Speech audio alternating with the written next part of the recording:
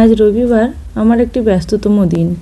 অনেকে রবিবার খুব ছুটির দিন বলে মজা করে, তবে আমার এই রবিবারগুলোতে এক জায়গা থেকে আর এক জায়গায় এবং রান্নাবান্না সব কিছু মিলিয়ে খুব ব্যস্ত একটা দিন চলে। যেহেতু আজকে রবিবার, তাই আজকে প্রথমেই সকালে উঠে টিফিনের জোগাড় করে নিয়েছিলাম। টিফিনের জন্য আজকে যেহেতু আলুর পরোটা বানাবো, তাই আলু সেদ্ধ করতে বসিয়ে দিয়ে আটাটা মেখে নিয়েছিলাম। তারপরে চলে গেছিলাম ঠাকুর ঘরে ঠাকুরকে পুজো করার জন্য, এবং পুজো করে তারপরে চলে এসলাম রান্নাঘরে আলুর পরোটা বানানোর জন্য। আলুর পুরটা বানিয়ে নিয়েছিলাম এবং আটা থেকে লেচি কেটে শুরু করেছিলাম পরোটা বানানো। আর যেহেতু আজকে সানডে, তাই ছেলে বাড়িতে ছিল, তাই রান্না করার সময় ছেলে চলে এসেছিলো রান্নাঘরে পরোটা বানানো হেল্প করতে। আর সত্যি কথা বলতে কি, আমার ছেলে ছোট থেকেই খুব ভালো পরোটা বানাতে পারে এবং এই পরোটা খুব সুন্দরভাবে বেলতেও পারে। তাই প্রথমেই ও পরোটাগুলোকে বানানোর জন্য আমাকে বলেছিল, তো আমি বললাম যে আমি কয়েকটা বানিয়ে নিই, তারপরে তুই বানাবি। তারপরে লাস্ট দুটো ও বানাচ্ছিল। এইভাবে আলুর পুরটা ভরে নিয়ে তারপরে ও বেলতে শুরু করলো। ওর যখন প্রায় 3.5 বছর বয়স, তখন ও মামা বাড়িতে গিয়ে ও এইভাবেই পরোটা বানাতে পারত। যখন দিদা বানাতো আলুর পরোটা, ওর সঙ্গে হেল্প করে দিত। আর লুচি বেলাটা ওর বাবার কাছ থেকে শিখেছে। বাবা ওকে পারফেক্টলি লুচি বেলা শিখিয়ে দিয়েছিল। তখন থেকে ও দুটোই খুব ভালো মতন করতে পারে। দেখতেই পাচ্ছেন আলুর পরোটাটা কী সুন্দর বেলেছে, একটুও কিন্তু ফেটে বেরিয়ে যায়নি। এরপর আমি এদিকে ভেজে নিচ্ছিলাম পরোটাগুলো। পরোটা যেহেতু আজকে ঘি দিয়ে ভাজবো, তাই ছেলে বললো একটু বেশি করে ঘি দিতে, কারণ ছেলে বেশি পরিমাণে ঘি দিয়ে খেতে ভালোবাসে। তাই একটু বেশি পরিমাণে ঘি দিয়ে আজকে সমস্ত পরোটাগুলো বানিয়ে নিয়েছিলাম।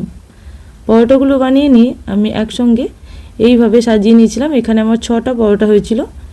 ছেলে একটা এবং আমি একটা খাবো, বাকি 3টে খাবে আমার হাজব্যান্ড। তো একটা এক্সট্রা থাকবে, সেটা ছেলে আর আমি দুজনে ভাগ করে খেয়ে নেব। এখন আমি এই আলুর পরোটার সঙ্গে নিয়েছি আচার। এই আচারটি একটি স্পেশাল আচার বলতে পারেন।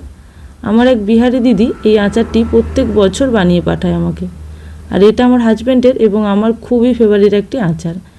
রুটি পরোটার সঙ্গে এই আচারটি দিয়ে খেতে খুবই ভালো লাগে। বিশেষ করে এই আলুর পরোটার সঙ্গে তো অনবদ্য লাগে। এই লঙ্কার আচার, লঙ্কার পুরভরা আচার বলে এটাকে।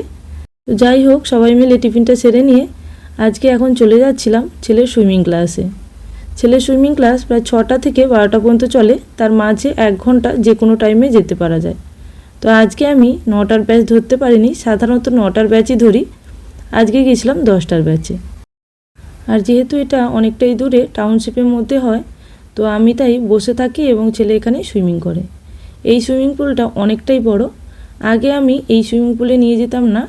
আগে ছিল আমাদের কদমতলা বা আমাদের ক্ষুদিরামে একটা ছোট্ট সুইমিং পুল ছিল, সেখানেই শেখাতাম। তো এই বছর ভাবলাম যে একটু বড় জায়গায় দেওয়া উচিত, তাই একটু বড় জায়গায় দেওয়ার জন্য এই পুলটাতে নিয়ে যাই। এটি সিপিটির একটি পুল, তো খুবই বড় এবং এটা অনেক পুরনো একটি পুল। আর জলটাও দেখতে পাচ্ছেন খুবই পরিষ্কার। আর এখানে অনেক বাচ্চারাই আসে, প্রায় টাউনশিপ থেকে শুরু করে আমাদের ক্ষুদিরাম সব জায়গা থেকেই বাচ্চা কিন্তু এখানে আসে। এরপর ঠিক 11টা বাজে আমাদের সুইমিং ক্লাস শেষ হয়ে গেছে।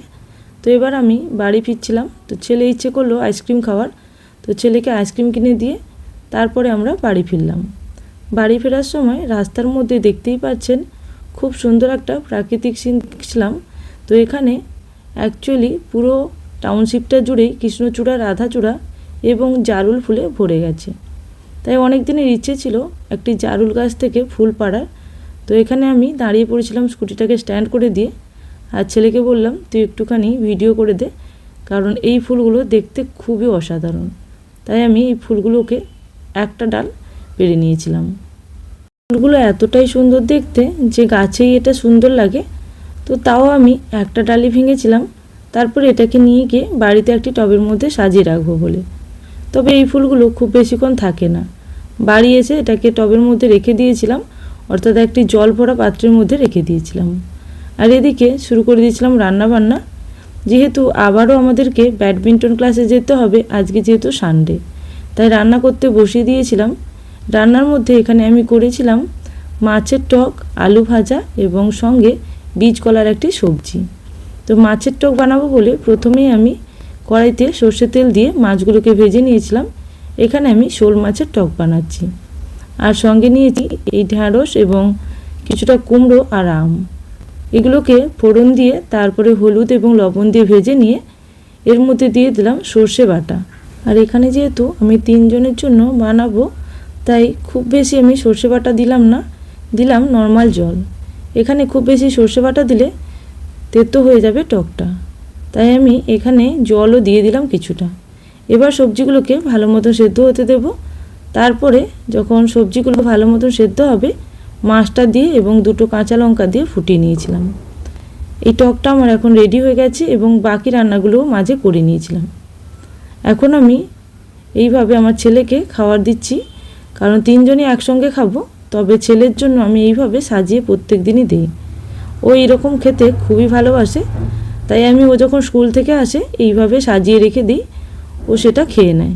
কারণ 3 জনের রান্না যদি একটু বেশি পরিমাণে থেকে যায় তাহলে সেটা নষ্ট হয়, তাই ওর জন্য আগে এরকম থালার মধ্যে সব সাজিয়ে রেখে ঢাকা দিয়ে রেখে দিই এবং বাকিটা আমরা খেয়ে নিই। এখন আমি এইভাবে আলু ভাজা এবং বীজ করা সবজিটা দিলাম, আর সঙ্গে কিছুটা শসা কুচিও দিয়েছিলাম। আমরাও সেম এগুলোই খেয়েছিলাম, তবে ছেলেকে একটু সাজিয়ে গুজিয়ে দিয়েছিলাম। বাকি আমরা নিজেরাই নর্মালভাবে যেরকম খাই সেরকমই খেয়েছিলাম। আর এরপরেই কিছুটা রেস্ট নিয়ে আমরা যাব আবারও ব্যাডমিন্টন ক্লাসে। তো প্রত্যেক শনি রবিবার ব্যাডমিন্টন থাকে এবং সঙ্গে মঙ্গল এবং বৃহস্পতিবার থাকে, আগের ভিডিওতেও বলেছি। তাই আজকেও একইভাবে যাব এবং খেয়ে দিয়ে কিছুটা রেস্ট করেই ওই 2:30 নাগাদ বেরিয়ে যাব। আজ তবে এই পর্যন্ত, আবারও গল্প হবে নতুন কোনো ভিডিওতে। ততক্ষণের জন্য সবাই ভালো থাকবেন, সুস্থ থাকবেন। Thank you for watching my video.